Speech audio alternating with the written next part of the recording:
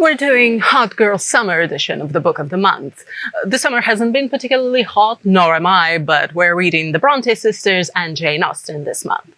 Let's get into it.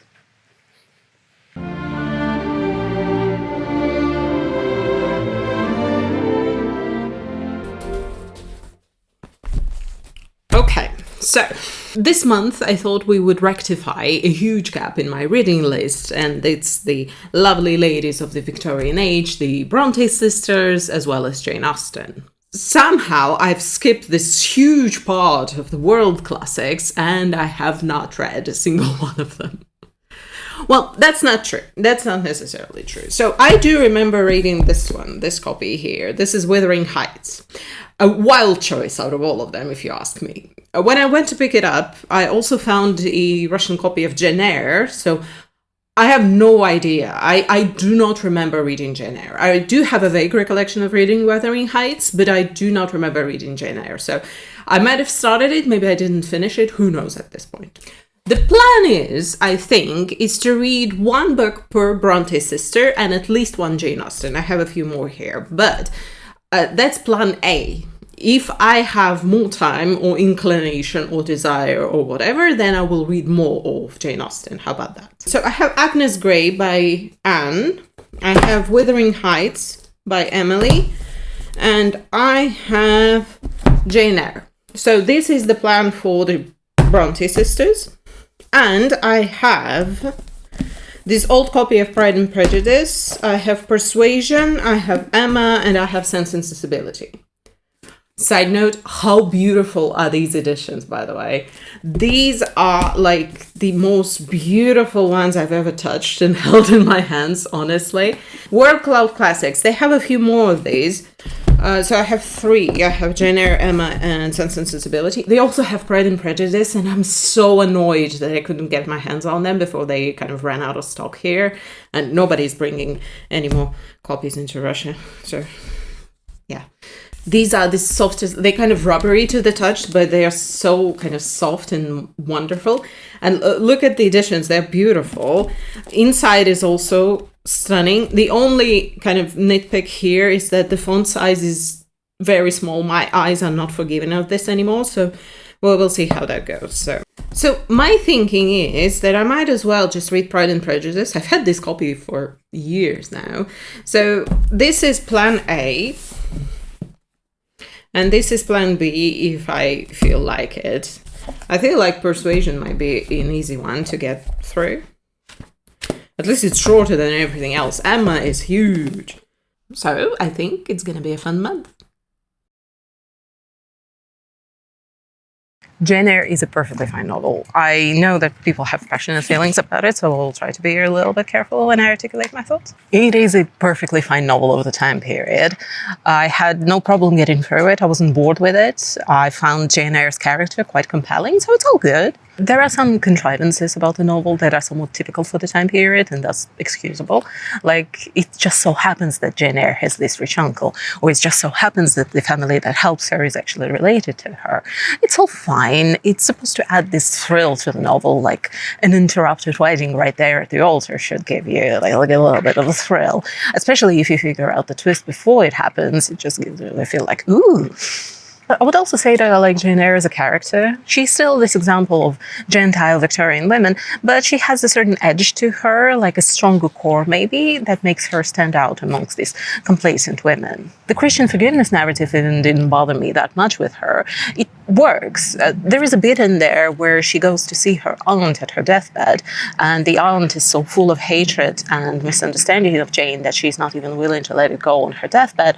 Well, Jane finds it in herself to forgive her, and it is framed as if it's more for Jane to let go of these past grievances and forgive her, and that is supposed to help Jane grow. And Jane does grow. It's especially noticeable in her interactions with St. John. I probably wouldn't call her a feminist by today's standards, but for the time period, she is an example of self-made woman right until the very end of it, I guess. I've seen a reading that Jane's character is completely ruined by her becoming a subservient wife.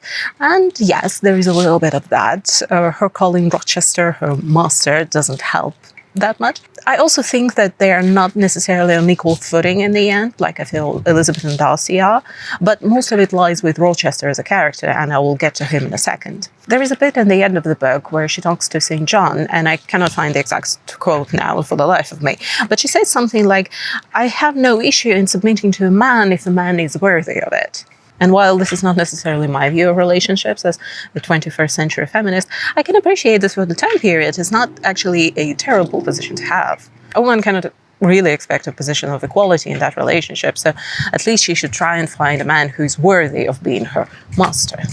And Jane actually prudently susses out that St. John ain't it, but for whatever reason she believes that Rochester is. I didn't like Rochester one bit. I cannot let go of my 21st century views on him for the life of me. Like, he's this avoidant type. He's constantly hot and cold with Jane, tries to manipulate her, seeks to control her. And he is actually in a position of total control and power over her, something that she actually realizes and tries to mitigate, maybe not that successfully. All of it is not great. And I feel like even by 19th century standards, it's not ideal. If he was supposed to be this Byronic type of hero, then he at least needed some redeeming qualities in his interactions with Jane, just like Darcy got eventually. Rochester, on the other hand, doesn't change. He's an asshole through and through. And then there is the ending. Well, Jane goes on her little side quest. What happens to Rochester is supposed to be his comeuppance, his punishment for his various vices and sins. But there are problems with that as well. As I was reading the book, I tried to remember what happened to him, because I remember in the movie they were so afraid of disfiguring Fassbender far too much, so I think he just has a slight limp in that movie. I feel like from the narrative perspective, his injury is supposed to put him a little bit on an equal footing with Jane, like he needs to rely on her for something. But not only is it done away in the epilogue straight away, but also he instantly tries to use his disability as a way to manipulate Jane again. And I'm like, dude, come on. And that might be an unpopular opinion for me to have, but I didn't buy their love story. I feel like Jane as a character deserves more of a Darcy type. Now this is good. Obviously, I knew the plot for Pride and Prejudice before I started the book. I've seen the movie and the TV show, and it's been a while, but I have this vague recollection that I liked the BBC TV show better. Maybe it was just Colin Firth. I watch Wine Be in Order. But this is actually a good example that shows that movie is not enough, no matter how good it is. And realistically, it doesn't even take away from the enjoyment of the novel once you've seen it. And isn't that great? The first thing that I noticed is how witty this novel is. Jane Austen has this way with words that is top-notch, but also I feel like her sense of humor matches with mine quite nicely, this sarcastic, slightly ironic one, so I enjoyed it quite a bit. I was listening to an audiobook. There is a good one read by Rosamund Pike, I think on Audible, and I feel like I need to go through the book once again, just highlighting my different passages. It's really, really good. Second of all, the story and the conflict work. It is summed up quite nicely in the title of the novel, but also by Elizabeth herself, something like, I could easily have forgiven his pride had he not mortified mine. But what makes the story truly work is that both of our leads manage to acknowledge their pride and prejudice respectively, and over the course of the story they learn to let go of it and thus become real people. But not with the end goal or expectation of marriage inside, but simply just they become better people for the good of it, I guess. And isn't it wonderful? We see so many stories these days where men and women change for the sake of their relationship. But no, Darcy changes because Lizzie takes him up on task for his behavior, which was, yikes. That proposal speech was both hilarious and atrocious. But he takes a stock of himself and he decides to change. I do not know what sorcery it is, but when Darcy starts to change, I turned into goo, kicking up my feet and all. I am Ace and I was hot and bothered by it, take me now. Oh my God, I do not know what men do these days to woo women, but they're doing it all wrong. It's like that ultra masculinity meme where men try to conceptualize what women find attractive and it's not, that's not it. This is it. I couldn't tell you how it works, but it does. So men, get onto this. Switching gears a little bit, I've had this copy for a very long time. I have this vague memory of trying to start it 10, 15 years ago now and never finished it. And yeah, I can see why. It is written in that 19th century English that is a little bit of an exercise when you read it. So my English 10, 15 years ago was pretty good, but not as good as it is now. So I probably would have failed back then. It is the type of English where you read it and you cannot get sidetracked even for a second or you get lost instantly. I do not know if it's universal experience or natives do not have the same problem, but yeah, I don't mind it now. It's a little bit peculiar, a little bit of an oddity. But once you get into the groove of it, you're fine. You can get through it. The one true downside to this book that I've found is Austen's treatment of women who are not Elizabeth or Jane. There is a certain disdain that she carries for all women. Lydia and Mrs. Bennet get the blunt end of it, not without reason, but also somebody like Charlotte. Charlotte is doing everything right by the standards of her time period. And yes, the match is not ideal by any stretch of imagination, but she is judged rather harshly by Elizabeth. Same with Mrs. Bennet. Yes, she's an airhead, not the sharpest tool in the shed. Same with Lydia. But I feel like these women, instead of lifting each other up, they push each other down. And that's not a very girl's girl move. Not very feminist at the very least. But regardless, Pride and Prejudice is worthy of becoming one of my all-time favorites. So how do I say this without offending anybody? I didn't like Agnes Grey. I feel like it's the weakest entry on this list, and I feel like it couldn't even be saved because there are some fatal flaws here. So I know that it is the first novel for Anne, and I know that it's heavily autobiographical, and it should excuse it some, and probably does. But at the same time, it left me so indifferent towards it, so it made me angry for wasting my time. Normally, even if I do not like the book, at least it evokes some level of emotion in me, even if it's repulsion. This one left me completely empty. Some of the problems with the novel come from Anne being a new author, like the structure of the novel, for example. The first family that Agnes ends up with is totally irrelevant for the story as a whole. The same vices will be repeated in the next family, and even Agnes doesn't grow from that experience. So if we axe that first family, nothing really changes. But the main storyline isn't any better. The conflict is non-existent. The stakes couldn't be lower. It's all very blah. Agnes as a character is very mellow to begin with. She's that over-the-top representation of Victorian virtue for women.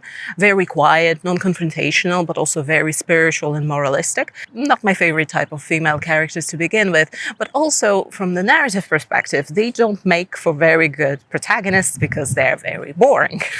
But even if we put that personal assessment aside, this type of protagonist requires events to happen to them and around them that are a little bit over the top, a little bit more emotional, and not on the level of, oh, I stabbed my toe.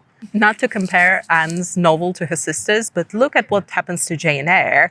And I don't even think that Jane Eyre is put through enough, but in comparison to Agnes, she's on this constant tragic roller coaster. There are two bits of conflict for Agnes here. One is the spiritual, moralistic one of Agnes versus this world of rich, pompous aristocrats who do not have even a semblance of manners or basic human decency. And two, Agnes and her love interest. The first conflict rubs me the wrong way from the beginning because I feel like this Christian virtue of Agnes is not that appealing to me to begin with, but it also reeks of this moral superiority and pride. But also within the story, the families that Agnes ends up with, they're not good people, not by any stretch of imagination, but they're not truly bad either. Even the second family, they're not truly bad, they're simply off. I kept waiting for something to happen, and it never truly did. Even when later, when this Rosalie character gets unhappily married and reaches out to Agnes in some sort of desperation, yes, her marriage is unhappy, but it could have been so much worse than that. So I was like, why are we stuck in this non-committal middle ground? Why are you so afraid to introduce some sort of conflict in your story, Anne? Make these people truly awful so that Agnes's virtues can be put to the test and that they can really shine. I felt a sparkle of hope when Rosalie starts paying attention to Agnes's love interest, and I felt like maybe she would just try and break them up for the fun of it, but no, it doesn't lead to anything. And then the love interest conflict doesn't work either because Agnes's character is very passive, so when she gets her happy ending, it's not earned. Yes, I know that in Christian universe she did everything right and she deserved it, but my point is that it doesn't make for interesting literature. And alternatively, it was simply Anne's fantasy that she never got to live, and it just made me sad, not only because she never got to live it, but also dream bigger, girl. And also, it was the first book that I read for this video, so I cannot even say that I was tired of this premise of these Victorian women trying to find a husband. Nah, it's just that this book is entirely pointless, doesn't break any ground, and thus nothing special. Should I have read The Tenant of Windfell Hall? Is that better? I also read Persuasion, which was the shortest one of Jane Austen's books, and I was running out of time. And I feel like it's the weakest one, thematically at least. The source of the conflict is that Anne Elliot allows herself to be persuaded against her Captain Wentworth, and then when he shows up, having made good on all of his promises to her, it's now up to her to persuade him that she loves him still. Did I get it right? Because in the end, he tells her that he loved her all this time, so why was he so awful to her? Why did he distance himself away from her? To protect his heart? Understandable, but not at all compelling. But what was that whole ordeal with Louisa then? It takes up a lot of pages, but has nothing to do with the main conflict. Same with, like, Anne's father and Bath in the upper cross, and then even the Mr. Elliot, heir to their fortune. All of that has nothing to do with the main conflict. Did I not fully engage with this story? Which is possible, quite frankly. And did I miss how all of this ties in with the theme of persuasion? I feel like I'm missing something here, because the love story conflict is resolved by that impassioned speech that Anne makes at the end, but nothing in the story has built up to it. So why? I feel like I didn't see much from our main leads here. I got this view of the society in the slice of life type of way. The materialism of Anne's father, the brattiness and foolishness of her sister, this constant quest of women to get husbands, the villainy of men. All of this can make for a compelling novel in and of itself. I just feel like it wasn't weaved in with the main love story all that well, in a way that I know Jane Austen is capable of doing. There are some recognizable staples of the genre here. The pride of men and how it ruins them, these unworthy suitors and their wrongdoings revealed just in the nick of time, or the foolishness of the family members. If I read Jane Austen's biography, am I going to see it all there, aren't I? Same problem, actually, that I raised in Pride and Prejudice, this certain viciousness towards women who are a little bit frivolous and superficial. Like, do we really need this women-on-women violence? It reeks of this not like other girls or pick-me energy, and I'm not here for it. Yeah, Persuasion is not for me. Wuthering Heights does stand out amongst these other books, doesn't it? I find it fascinating. I'm so curious about the construction of this novel because it still carries that distinct flavor of the early 19th century novels, but couldn't be further from them. It was way ahead of its time, and not only in the subject matter, but also in the way that Emily built her narrative. How the outside world seemingly doesn't exist outside of these two estates, how these characters seem to be stuck in this endless loop of hell, how the younger generations repeat the same patterns and behaviors of the older generations, how Heathcliff's demonic presence seemingly destroys everything in its wake, and all of this packed within this unreliable narrator style of narrative. It's all very groundbreaking.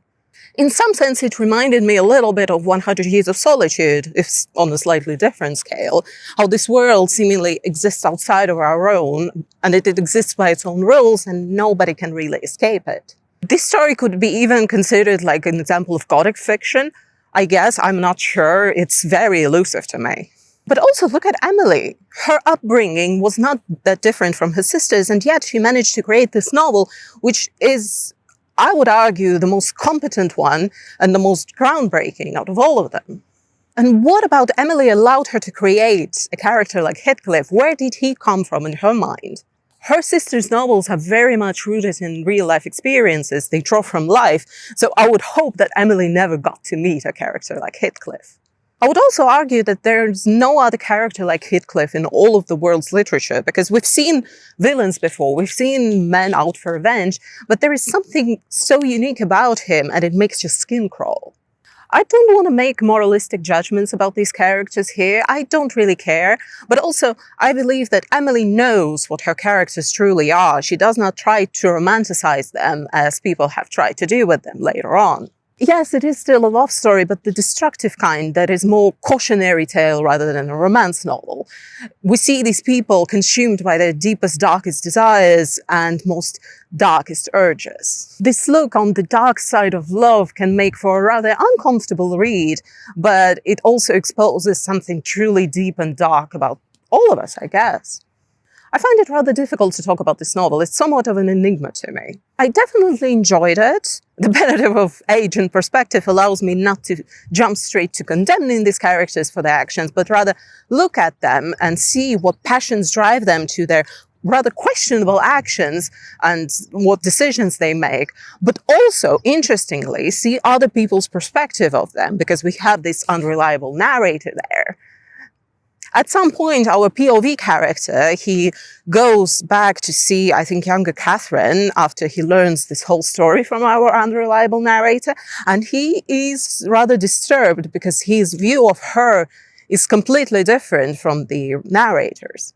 I do definitely think that it's probably the most competent book out of all of these, not from story perspective, but from the book perspective, how it is constructed, which tools Emily uses, etc. So it's definitely worthy of a read. In the end, I didn't get to Sense and Sensibility or Emma this month, and I feel like it could be a good thing, because I really enjoyed Jane Austen's writing, so it's going to be a fun little treat for me whenever I get to these books sometime in the future. Kind of looking forward to it.